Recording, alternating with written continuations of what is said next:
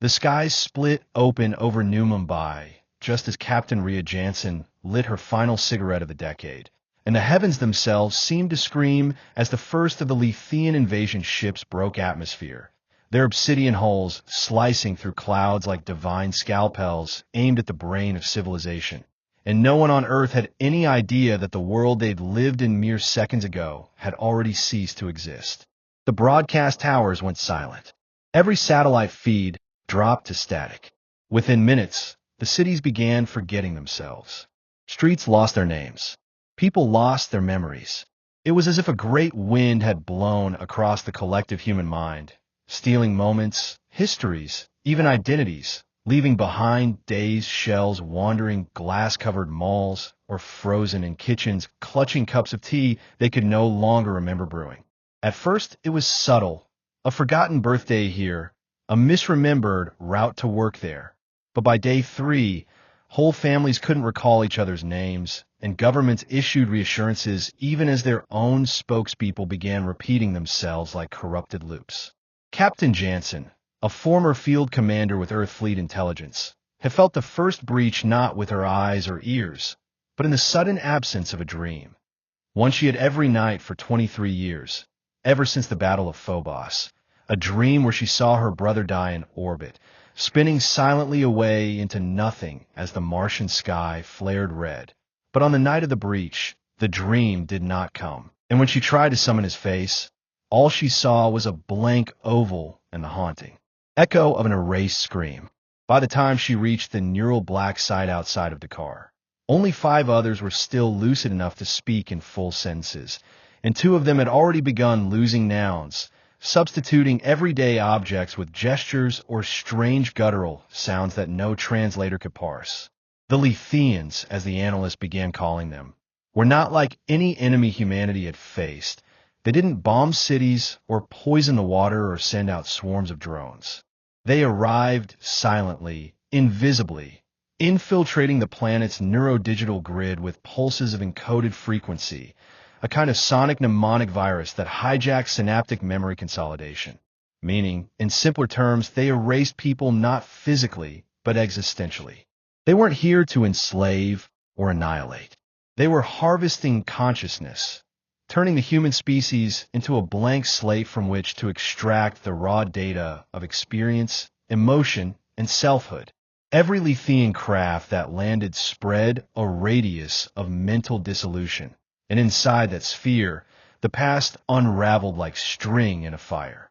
Captain Jansen and her dwindling crew of immunes, those whose genetic or cognitive patterns somehow resisted the mnemonic disruption, began compiling analog archives, carving stories into metal, printing photographs with chemical emulsions, scratching dates into stone, anything to hold onto what little reality remained. They found a boy named Luca in the ruins of Nairobi who still remembered his sister's name, and a blind woman in Quebec who could sing entire operas in perfect French, though she swore she had never learned the language. These anchors, as the resistance began to call them, became beacons, pockets of memory stability around which others could gather and try to recall who they had been. As the Lethean field expanded, Earth's defense protocols kicked in, but the orbital AI grid, corrupted by memory bleed, launched defense drones at civilian ships, thinking them hostile, while whole platoons of Marines froze mid-mission, unable to recall their objectives. The war, such as it was, became not a clash of weapons, but a battle for remembrance, for identity. Jansen led a squad deep into the Himalayas where one of the Lethean hive pods had burrowed into the ice, and there she saw, for the first time, what the enemy truly looked like, not the ships or frequencies, but the beings behind it all. They weren't physical in the way humans understood, but visual echoes, shimmering like heat mirages over the snow, flickering with countless faces, their own or others. It was impossible to say. When she aimed her rifle, her hand twitched, and she remembered being 5 years old, holding her father's hand in the dark. But she had never known her father. She was born of a cloning batch after the Eastern floods. That was how they fought, with memories implanted as false cover fire, with dreams turned into mines, with emotion as disinformation. Jansen pulled the trigger anyway. The echo vanished, and the snow fell in silence. The resistance called themselves the Remembered, and they operated in secrecy, moving between collapsed networks and analog sanctuaries. Churches turned into archives, submarines into recording labs, entire desert outposts filled with wax cylinders and film reels. Children were taught to draw their dreams in the dirt each morning and recite their names every hour on the hour. In a small cavern under Patagonia, one survivor carved the story of her husband's last words into the wall using a sharpened shard of steel, the letters jagged and uneven, but true. The Letheans did not understand why this resistance persisted. Their logic was that a species without history was no longer a threat, no longer even a species, but humans, even blank ones, rebelled in ways the invaders hadn't modeled.